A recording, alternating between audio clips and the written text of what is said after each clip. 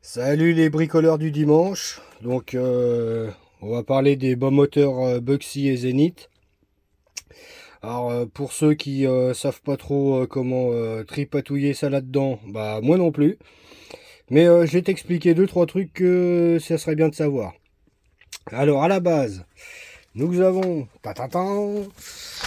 un bas moteur Buxy. Alors à la base, celui-là il était à peu près correct. Je dis bien à peu près. Parce que problème numéro un, comme beaucoup de carters, tous les pas de vis, ils étaient morts. Donc attenez avec deux vis perforantes. Bon, ok, ça rentre. Ok, ça visse. Mais bon, c'était pas le plus galère. Parce que la galère que j'ai vue, un coup que j'ai essayé de serrer le cylindre, c'était mort. C'est pourquoi. Alors, je vais t'expliquer. Cette partie-là, eh ben, ici, il y a un débord, là. Je sais pas si tu le vois correctement. Et ici, il y a aussi le débord. Et ben cette partie-là, elle est 5 mm trop haut. Donc qu'est-ce qui va se passer? Il va falloir que je démonte ça. Et puis je lui mette un coup de meule pour raboter tout ça. Parce que 5 mm, le cylindre, il était rentré au départ. J'avais pas fait gaffe. J'avais serré. Serré les boulons, bien sûr. Et voilà la gueule du cylindre. Hein, il a bien morflé. Donc pareil, hein, je vais lui mettre un bon coup de meuleuse à lui. C'est la partie extérieure, c'est pas grave. Donc ça, c'était la petite galère sur ce bas moteur là. Donc comme j'en avais un qui était propre, tous les pas de vis ils sont bons. Donc du coup, il va me falloir la partie allumage, carter d'allumage.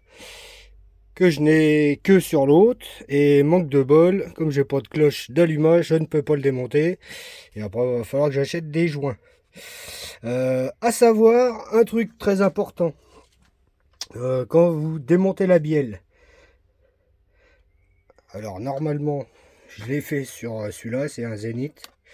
Alors la bielle, tu as une chance sur deux qu'elle reste collée à la partie allumage. Alors comment faire si tu veux que la bielle reste là-dedans? Et ben dans cette partie-là, tu as, comme sur l'autre, cette partie-là, hein, avec les galets à l'intérieur, la joue fixe et tout ça. Tu gardes le boulon dessus. Tu le desserres un petit peu parce que tu en auras besoin cette partie-là après pour le remonter sur l'autre. Donc tu dévisses juste légèrement le truc, histoire qu'il soit ouvert. Tu enlèves le stator, la cloche d'allumage, et tu le mets à vide. Et tu tapes là-dessus. Hein, tu essaies de pas trop le niquer parce que tu en auras besoin. Et tu essaies de le décoller. Comme ça, le vilebrequin, il restera accroché au bas moteur. Parce que la galère que j'ai eue, moi, c'est-à-dire sur le bas moteur du Zénith, j'avais rien de ce côté-là et rien de l'autre côté. Et donc quand je l'ai décollé, bah j'ai eu du bol parce que c'est resté accroché à la partie qu'il me faut. Et du coup, va falloir que ça aille là-dedans. Deuxième truc à savoir, les, euh, les joints spi qui sont à l'intérieur, plus les roulements, s'ils n'ont pas de dégâts, s'ils n'ont pas bougé, alors comme là-dessus il n'a pas bougé et là-dessus il n'a pas bougé, tu t'emmerdes pas, t'as pas besoin de les changer. Hein, ça rentre tout seul. Tu auras juste à foutre le joint. Tu remontes, tu revisses, ça fait claque, c'est bon. Après, si tu as une clé dynamométrique, tant mieux. Si tu n'en as pas, ça sert à rien. Donc ça, c'était la partie principale.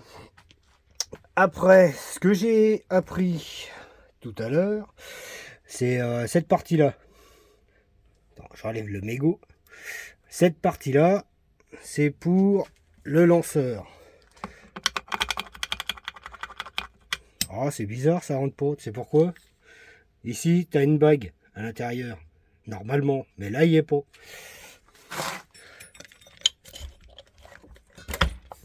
Et sur l'autre, il y a une bague. C'est magique.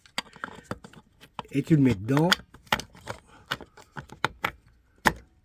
Et un coup que c'est dedans, ça bouge plus. Donc tu fais gaffe si tu achètes un bas moteur ou si tu en récupères un. Vérifie si tu as la bague. Après tu as la bague sur le carter de kick. Alors là c'est sur carter de kick pour un Speedec. C'est exactement le même que les Bugsy, mais pas du tout le même que les Zenith. Donc là tu vois qu'il y a la petite bague. Donc normalement l'avant, je le ramasse. Voilà, donc l'avant, voilà, ça bouge pas. Si tu prends le carter de kick du Bugsy, ah bah merde, c'est con, j'ai pas la bague. Il se passe quoi? Bah ça bouge. Donc à vérifier en priorité ces petits trucs là. Si vous avez les bagues. Après vous avez les bagues aussi qui sont ou encore accrochées au carter de kick ou encore au bas moteur. Donc il vous en faut deux. Hein, si tu n'en as pas, tu le fabriques, tu le mets dedans, ça roule, nickel. Voilà. Alors truc à savoir, c'est carter de kick, les petites ailettes qu'il y a derrière, et ben ça va que pour les Bugsy et les Speedec. Mise en situation. Vas-y.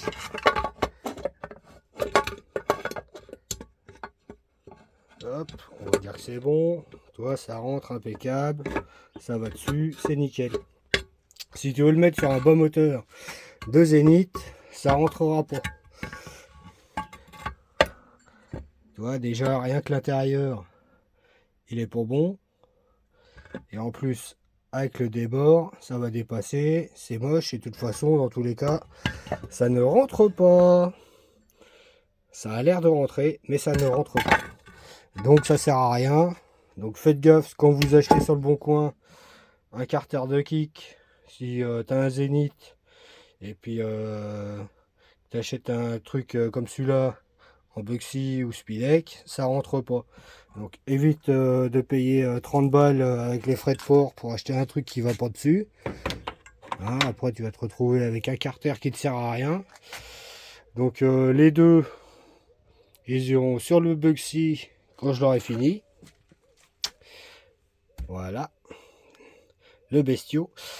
Truc à savoir aussi, c'est si tu as envie de faire changer ton joint là-dessus, c'est pas le même que là-dessus. Bon, là tu le vois pas parce que il y a la cloche. Et si tu regardes sur un bas moteur Zenith, c'est à la moitié.